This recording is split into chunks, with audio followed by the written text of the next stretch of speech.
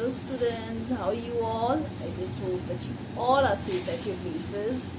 Now students, you have seen your results and you all have an idea of how you have performed in the examination.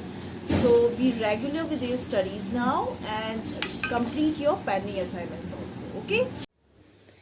Now students, we'll continue with the same chapter, chapter 5, language of chemistry, okay? And earlier I told you about conditions which are necessary for a chemical reaction to take place. And the first condition which I told you was close physical contact. That means chemical reaction will take place only when two reactants or the substances they are in close physical contact, okay? Now the second condition is by supplying energy. So chemical reaction will take place when reactants they either absorb light energy, or they take place when reactants they are heated together, or reactants they are passed through the electric current, or when when the reactants they collide with high intensity, okay, or you can say pressure. So these are the conditions which are necessary for a chemical reaction to take place when they are supplied with heat, light, electricity and pressure, okay. So let's study about these conditions one by one.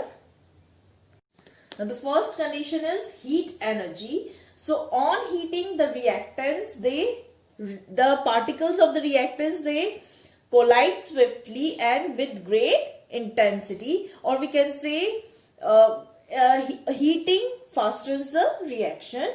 Example is zinc carbonate on heating gives zinc oxide and carbon dioxide gas.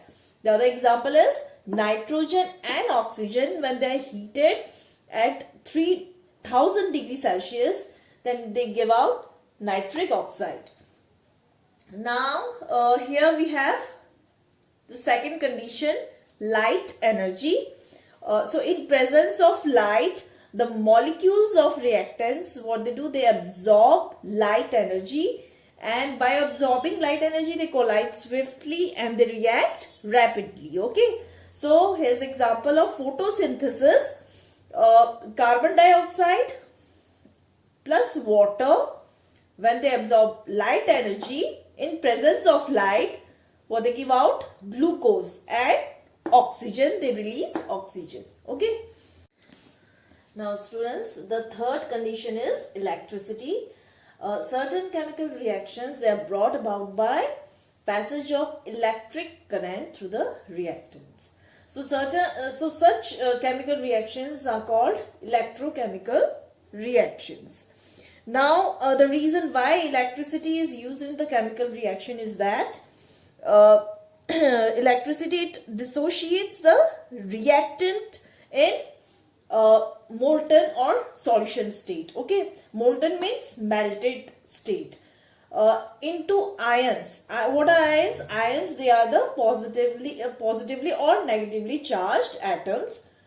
So and hence respective products they are also obtained. So here are the examples of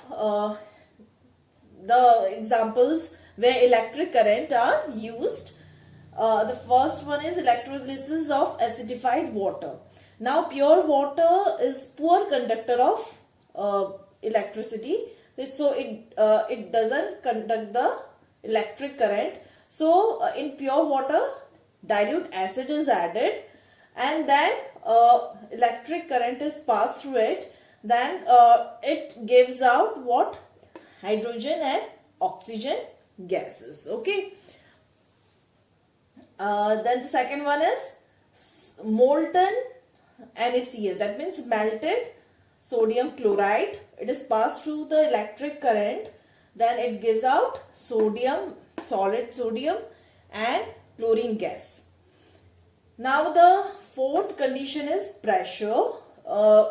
Pressure actually Some chemical reactions they take place on subjecting the reactants to pressure. So pressure, and why pressure is used in chemical reactions? It is because pressure causes the reacting molecules to come together and collide with greater intensity. Okay, and that speeds up the reaction. Now the example is production of ammonia or ammonium gas. When nitrogen and hydrogen,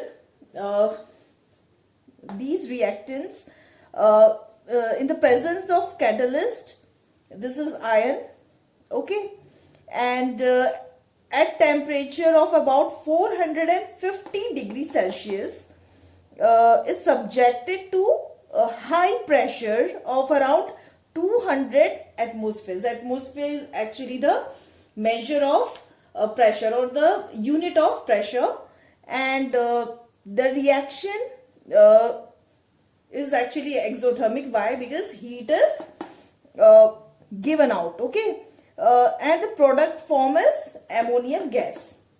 So this is the example of chemical reaction where pressure is used. Now the fifth one is catalyst.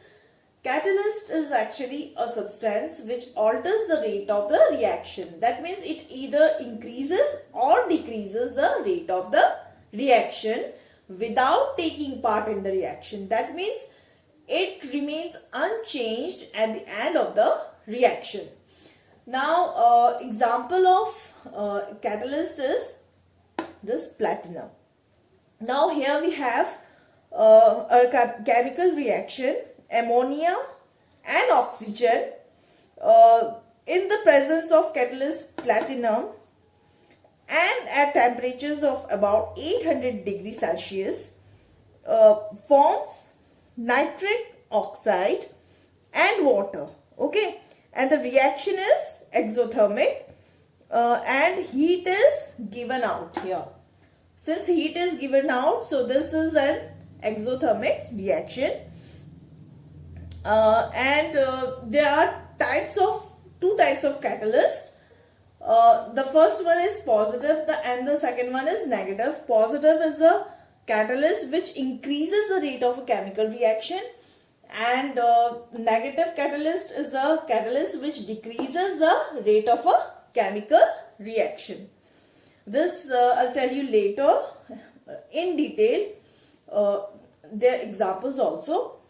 Now promoter, they are the substances which improve the efficiency of the catalyst, okay.